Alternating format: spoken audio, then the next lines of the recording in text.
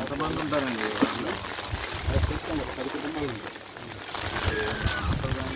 Police వాళ్ళు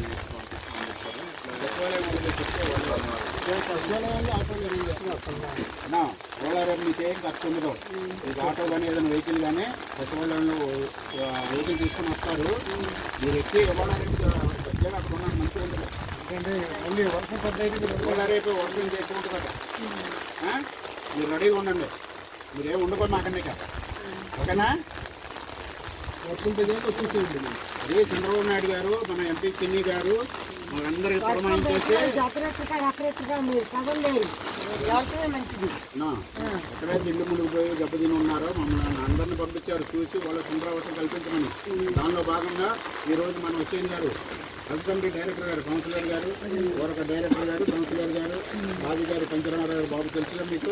తర్వాత మన టౌన్ పార్టీ అధ్యక్షుడు మండలి శ్రీనివాస గారు, మన కౌన్సిలర్ సురేంద్ర గారు, మన 17వ వార్డు 16వ వార్డు అధ్యక్షులు సీన్ గారు, అందరం కలిసి మీరు వెళ్ళి లోతట్టు ప్రాంతాలు మన ప్రధాన కార్యదర్శి కౌలుకి రామలింగేశ్వరరావు గారు మమ్మల్ని అందరినీ బాధ్యత కలగా మీరు వెళ్ళి చూసి ఎవరైతే ఇబ్బంది పడుతున్నారో వాళ్ళందరినీ తీసుకెళ్ళి అక్కడ అన్ని ఏర్పాట్లు చేయమని పంపించారు. దానిలో భాగంగా వచ్చాం. మీరు వెహికల్ వచ్చినామని ఎక్కెళ్ళండి.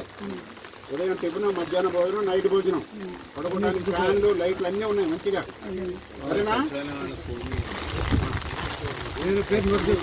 మెడికల్ క్యాంప్ కూడా డాక్టర్లు వాళ్ళందరూ అక్కడే ఉన్నారు. ఏ ఇబ్బంది వచ్చినా